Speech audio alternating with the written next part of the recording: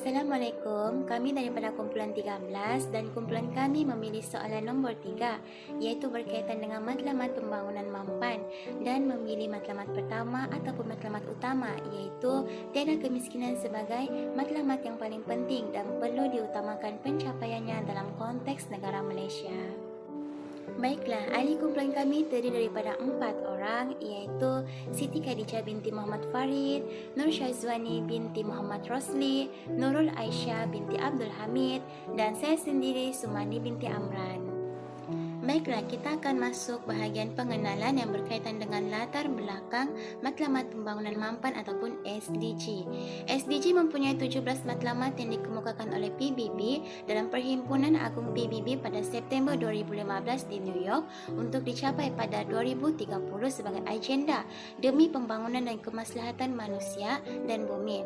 Matlamat ini merupakan kesinambungan daripada matlamat pembangunan milenium yang berakhir pada 2000. Matlamat pembangunan mampan meliputi isu pembangunan sosial dan ekonomi termasuk kemiskinan, kelaparan, kesihatan, pendidikan, pemanasan global, kesetaraan jantina, air, sanitasi, tenaga, urbanisasi, alam sekitar dan juga keadilan sosial.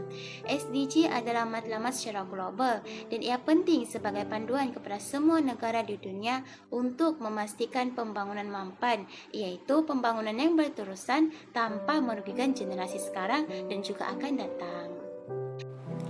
Okey, di antara 17 matlamat yang telah ditetapkan dalam SDG, kumpulan kami telah memilih matlamat pertama iaitu No Poverty ataupun tiada kemiskinan. Ini demikian kerana kami berpendapat bahawa punca utama masalah ekonomi, politik maupun sosial ia berpunca daripada kemiskinan.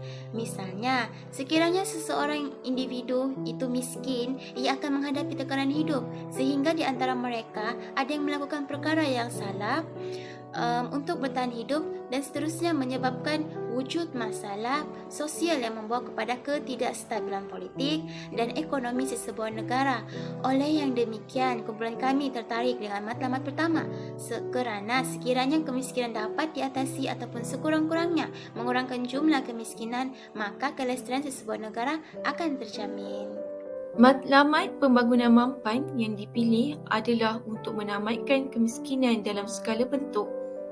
Ianya bertujuan untuk membasmi setiap bentuk kemiskinan tegar termasuk kekurangan makanan, air minuman bersih dan sanitasi serta memfokuskan juga pada perkhidmatan yang digunakan orang ramai dan dasar sosial yang menghalang kemiskinan.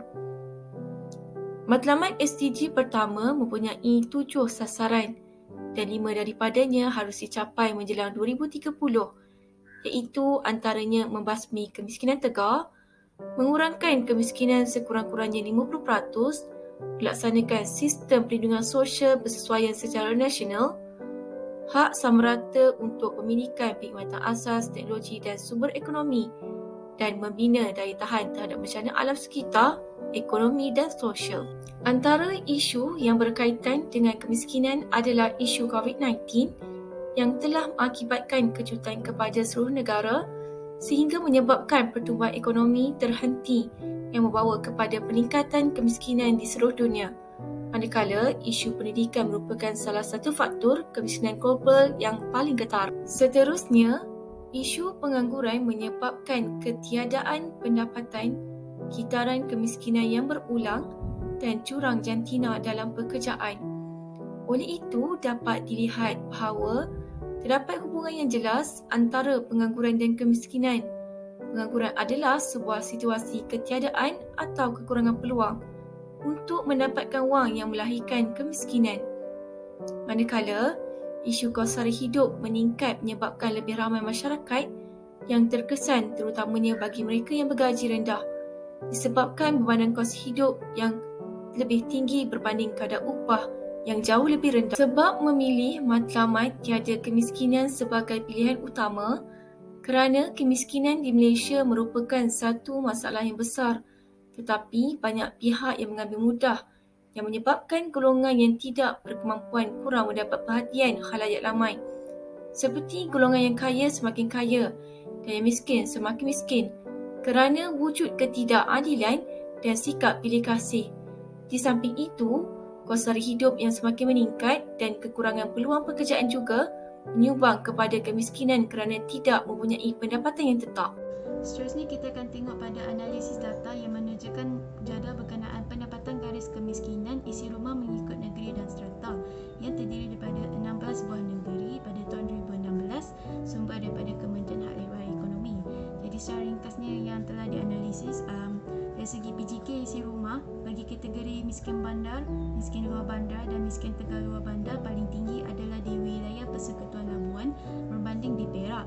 Kecuali pada PJK isi rumah kategori miskin tegal bandar adalah paling tinggi di Terengganu berbanding di di negeri Kedah dan Perak.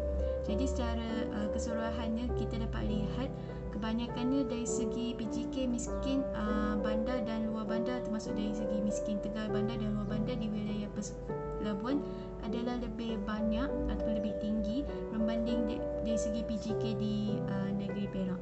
Hal ini disebabkan kita dapat tahu dari segi di geografi wilayah Persekutuan Labuan adalah lebih maju dan berbanding di Perak. Oleh itu kos sara hidup di sana adalah amat tinggi. Jadi sebab itu dari segi PJK terdapat jurang perbezaan yang amat besar. Analisis yang kedua, kita dapat tengok, kita tengok lebih spesifik lagi. Saya memilih di Negeri Sembilan dan data menunjukkan terdapat 7 buah daerah di Negeri Sembilan, iaitu di Seremban, Tampin, Port Dickson, Kuala Bila, Lembau, Jempol dan Jelebu. Dan mempunyai kategori hidup yang berbeza, ada yang kategori miskin dan miskin tegal yang telah diambil pada tahun 2011 hingga 2019. Berdasarkan daripada jadual tersebut, kategori miskin yang paling tertinggi adalah di Seremban sahaja, manakala kategori miskin tegar paling tinggi adalah di daerah Seremban, kecuali pada tahun 2017 dan 2019 di mana miskin tegar yang paling tertinggi adalah di daerah Kuala Bila. Hal ini disebabkan oleh kita dapat lihat secara geografi juga dari segi pendapatan, Seremban merupakan sebuah bandar yang terkenal dan menjadi tempat tumpuan ramai penduduk untuk tinggal di sana disebabkan berhampiran dengan Lembah Kelang yang di mana terdapat banyak peluang pekerjaan berbanding di Kuala Bila, kerana Kuala Bila adalah satu kawasan kecil yang terdiri daripada kampung tradisional, kampung baharu, kampung orang asli. Jadi dari segi pendapatan yang berbeza, sudah lihat juga sekali lagi saya kata dari segi kos sara hidup dan juga daripada segi pendapatan isi rumah juga mempunyai jurang yang besar dan berbeza. Seterusnya daripada analisis data yang telah diambil daripada Universiti Teknologi Malaysia berkenaan punca kemiskinan di Malaysia. Jadi kita lihat sebanyak 94% responden setuju bahawa punca utama bagi wujudnya kemiskinan di Malaysia adalah disebabkan kos hidup di bandar yang tinggi. Dan menurut daripada UTM juga terdapat bukti bahawa amount minimum pendapatan penduduk amat tidak stabil untuk menampung kos sara diri sendiri termasuk keluarga untuk hidup di kawasan bandar. Manakala untuk pada 58% responden tu pula bersetuju bahawa dari segi kemahiran pembangunan diri yang terhad iaitu termasuk bagi golongan yang melepaskan graduan dan golongan yang ingin mencari kerja, mereka mempunyai dari segi kelemahan-kelemahan sosial dan kelemahan-kelemahan yang mungkin tidak mencukupi atau tidak cukup kelayakan untuk mendapat sesuatu pekerjaan tersebut. Jadi disebabkan itu juga pada zaman globalisasi ini penuh dengan ramai calon-calon yang berkompetitif tinggi untuk mendapat suatu pekerjaan apabila ingin membuat interview. Jadi seterusnya untuk yang terakhir sekali, pada 73% responden juga bersetuju bahawa kerajaan kurang memberi bantuan terhadap orang yang tidak berkemampuan adalah satu punca juga kemiskinan. Ada yang mengatakan bahawa permohonan telah dibuat pada kerajaan tetapi ditolak disebabkan mengatakan kerajaan tidak mempunyai stok bekalan atau jumlah bekalan yang mencukupi untuk membantu orang yang tidak berkemampuan. Jadi perkara ini perlu dilihat secara serius. Analisis data yang lain sekali kita dapat lihat screenshot yang telah diambil daripada berita awal ni sebelum lagi bermulanya PRU 15 terdapat juga tinjauan awal bagi pilihan raya umum oleh rakyat, di mana jika kita lihat pada tajuk warna biru di atas, memulihkan ekonomi dan basmi kemiskinan dan tangani kos sara hidup adalah keutamaan perlu diberikan perhatian oleh mana-mana parti yang membentuk kerajaan selepas PRU 15 nanti. Walau bagaimanapun, kita lihat ada 44% yang ramai bersetuju untuk memulihkan dan meningkatkan kembali ekonomi negara. Tapi untuk mencapai matlamat tersebut, faktor yang kita perlu fokus adalah untuk memastikan kemiskinan telah dibasmi dan dapat menangani kos sara hidup rakyat. sebab itu kumpulan kami telah memilih matlamat yang pertama iaitu membasmi kemiskinan bagi mencapai matlamat dan perlu diutamakan dan dicapaikan dulu di Malaysia disebabkan oleh isu-isu ini semakin hangat dan memang tidak berkesudahan. Dan seterusnya saya akan serahkan rakan saya di mana dia akan beritahu tentang cadangan untuk menyelesaikan isu kemiskinan. Terima kasih. Sekarang kita berada pada bahagian perbincangan mengenai cadangan tindakan yang boleh diambil oleh pihak yang berkepentingan untuk mencapai matlamat tiada kemiskinan di Malaysia. Cadangan pertama yang disyorkan adalah dengan memberi pendidikan yang saksama kepada golongan yang sangat miskin. Hal ini kerana umum mengetahui melalui pendidikan, seseorang itu dapat menjadikannya sebagai batu loncatan untuk keluar daripada kepompong kejahilan yang hanya membantutkan perkembangan dan kemajuan insaniah seseorang. Walaupun pada masa kini terdapat banyak pesona sosial media yang mempopularkan kehidupan tanpa pendidikan yang mantap masih dapat memberi kekayaan dan kehidupan yang stabil, namun kenyataan tersebut adalah jauh daripada realiti. Menurut kajian yang dibuat oleh Badan Bukan Kerajaan yang berpangkalan di New York, kurangnya pendedahan mengenai pendidikan di kalangan sesebuah keluarga yang hidup dalam kesusahan akan menyebabkan generasi mereka yang seterusnya akan terus hidup dalam kemiskinan.